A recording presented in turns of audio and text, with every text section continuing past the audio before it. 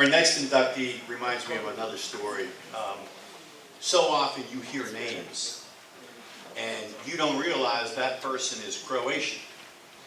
I remember I used to get Sports Illustrated. I'd read it from cover to cover when it came in the mail. There was a player for North Carolina who went on to have a very good NBA career with the New Jersey Nets, and his name was Michael Korn.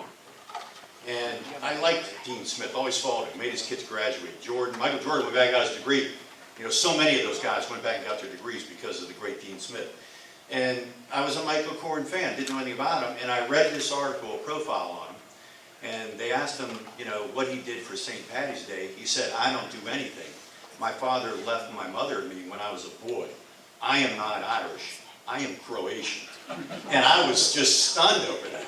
So there are a lot of great athletes that are of Croatian heritage.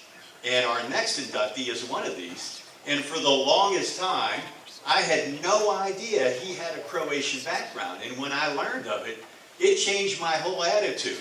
I mean, I already talked about the Lakers-Celtics rivalry, and I was on the wrong end of that. And this guy was one of the most dominant players in NBA history.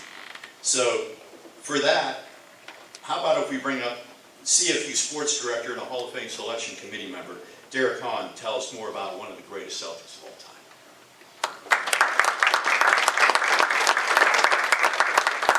Thank you, Jerome.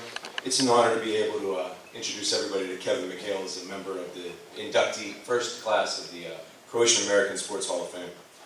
It is said that it was basketball's good fortune that Kevin McHale grew too large to continue his career as a hockey goalie and was forced to switch to a sport where he dominated for 13 professional seasons with the Boston Celtics. When fans talk about which players have the best post moves in the history of the NBA, of course Hakeem Olajuwon and Tim Duncan are names that might come to people's minds, but those who know the game know that Kevin McHale's name should be within the top 3, if not number 1, on that list. With his monster 8-foot wingspan and amazing footwork, Charles Barkley claimed that McHale had better post moves than any other player to play the game. McHale, born in Minnesota to an Irish father and Croatian American mother, excelled at basketball throughout high school, being awarded the title of Minnesota's Mr. Basketball in 1976.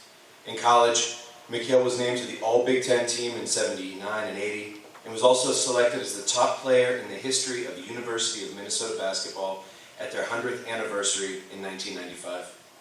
Over his illustrious career with the Celtics, McHale won 3 NBA championships, was selected 7 times for the NBA All-Star Game, 6 times for the NBA All-Defensive Team, and received the NBA's 6th Man of the Year award twice. McHale had been recognized as one of the top 50 players in NBA history, thus inducted into the NBA Hall of Fame in 1999. Both his college number 44 and his professional number 32 have been retired from the game respectively. Though his accolades are impressive, the lasting impression he left on fellow and future players really showed his impact on the game. Doc Rivers said it was a toss-up between McHale and Olajuwon for the best footwork we have ever seen in the game.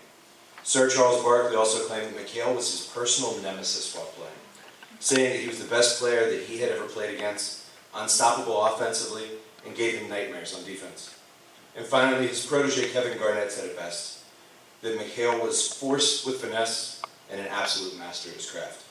For these reasons, it was a unanimous decision to place Kevin McHale into the inaugural class of the Croatian American Sports Hall of Fame, and we congratulate him on this honor and an amazing career. Thank you.